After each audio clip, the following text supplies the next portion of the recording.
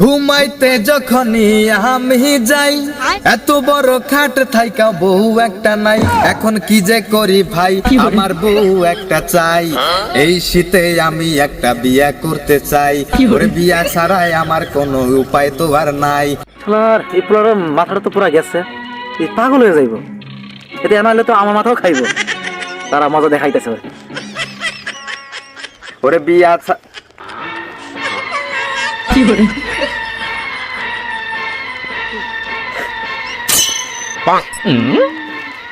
আরে আরে আলম ভাই, আপনার কি হয়েছে? আপনি কান্না করতেছেন কেন?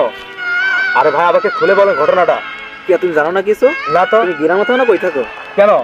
কে জানো না সাথী পলাইছে? সাথী পলাইছে? একটা পোলার লয়ে ভাগছে। আরে মানে কি? আমি তো আপনার বোনের সাথে দেখা করতে এসেছি, আবার সাথী অন্য কারোর সাথে পালিয়ে গেছে। এটা আপনি কিভাবে বললেন? তুমি কিছু জানো না? আরে ভাইজান, ভাইজান আপনি মজা করতেছেন আমার সাথে? পুরো গ্রাম জানে এই বিষয়ে। আরে এটা কেমন ধরনের কথা? আমার সাথীকে ছাড়া আমি কি নিয়ে বাঁচবো? আমি তো তাকে বিয়ে করতে এসেছি, বিয়ের কথা ফাইনাল করার জন্য আমি আপনার কাছে এসেছি ভাইজান। তাকে আবার লাগবে যে করে হোক ভাইজান। কেন আমার বোনরা আমি হারাইছি, এই লেগে আমি কাঁদতাছি, আর তোমার আমি কইতে না তোমার বোনকে কও না ভাইজান। এটা মগের বললুক নাকি? আরে এটা মগের বললুক নাকি? আপনি বললেন না হয়ে গেল।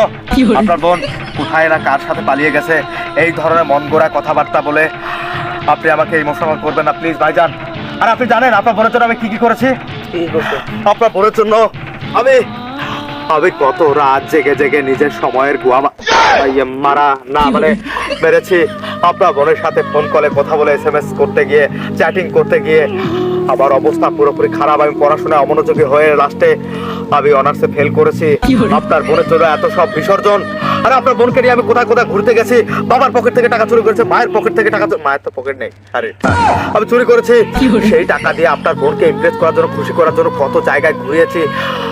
আর সেই টাকা পয়সা আত্মসাৎ করে অন্য কারোর সাথে পালিয়ে গিয়ে ট্যাং ট্যাং করে বিয়ে করে বাসর করবে ভাইজান। এটা আমি হতে দেবো না। আপনার বোন একটা নিজের গার্লফ্রেন্ডকে নিয়ে বাজে কথা বলতে নেই, না হলে বলতাম। আর আপনার বোন একটা খারাপ মেয়ে।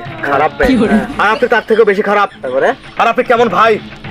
আপনি আপনার বোনকে পালাতে সাহায্য করলেন অন্য ছেলের সাথে। এই গাধা, কোন জায়গায় দেখছো যে নিজের বোন রে আরেকজনের লোক ভাগতে সাহায্য করে? আর ও পালাই গেছে, আমি কি করবো? আমি ওরা খুঁজতেছি আরো ভাইজান। তারপরে আপনার দোষ। আপনার বোন অন্যায় করেছে, মানে আপনি অন্যায় করেছেন। হ্যাঁ করলাম। আপনি কাজটা মোটেও ঠিক করলেন না ভাইজান। ভাইজান কোনোভাবে কি আপনার বোনকে ফিরিয়ে আনা যায় না? আমি বিয়েটা করে ফেলি। এই শীতে যদি আপনার বোনকে আমি বিয়ে করতে না পারি তাহলে ভাইজান আমি শেষ হয়ে যাব ভাইজান। আমি নিঃস্ব হয়ে যাব, কারণ অনেক কষ্টে আমার মতো একটা বখাটে ছেলে আপনার বোনকে ভুলিয়ে ফালিয়ে পটিয়ে, তারপরে না আমার মতো একটা ভালো ছেলে। আর আপনার বোনের কি যোগ্যতা আছে, কি কোয়ালিফিকেশন আছে? আপনার বোনের কি কোয়ালিফিকেশন আছে ভাইজান? আমি একটু এভাবে কথা বলি।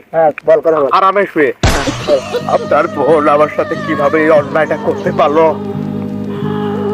চলে যায় যদি কেউ বাঁধন ছিঁড়ে, কাঁদিস কেন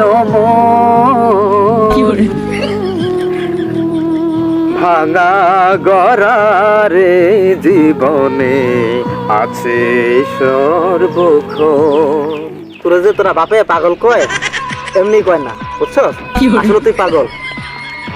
আমার বোন পলাই নাই, আমার বোন বাথরুমে গেছে, বাথরুমে আছে।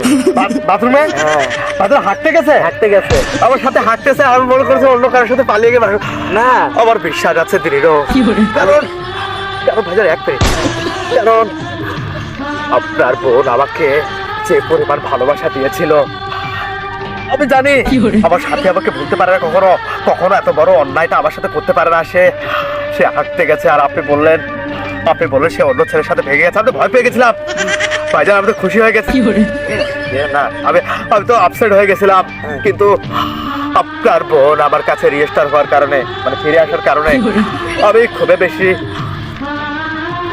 খুশি ভাইজান। ভাইজান আপনি কাজ করেন, আপনার বোনকে টয়লেট থেকে নিয়ে আসেন ভাইজান। বলো আচ্ছা তোমার জানে জিগার কলিজার কিডনি ফুসফুস শাকিল এসেছে তোমাকে নিতে। আমার বোনদের এই যে তোমার যে না কইতাম যে আমার বোন পলাই গেছে, তাহলে তোমার আসল রূপ দেখতে পারতাম, তোমার এই আসল চেহারা দেখতে পারতাম আমি।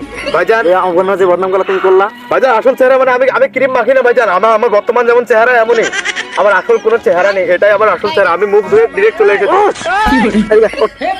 দেখালো আমি জানি ভাইজান পাত্র দেখার জন্য মুখ দেখানি টাকা দিচ্ছে ভাইজান, আমি নেব না টাকা দিয়ে মুখ দেখানো এই শাকিলকে কেন কিনতে পারবেন না আপনি? এটা রাখ, এটা দিয়া পাবনা মেডিকেলে তোর ভর্তি করছি, ওই জায়গায় এই টাকাটা দিবি, বুঝছস? আর শোন, সামনে বছর আমার ভাগ্নি মুসলমানি, ভাগনার মুসলমানি, তা বোনদের বিয়া দেবো না, ভাগ্নি মুসলমানি দেবো, ভাগনা মুসলমানি দেবো, হ্যাঁ দাঁত খেতে আই। আরে মানে সাথীর ছেলে মেয়ে হবে তার মুসলমানি, আর তোর চিকিৎসা কর ভালো করে, ঠিক আছে? এই টাকা পাবনায় যাওয়ার জন্য?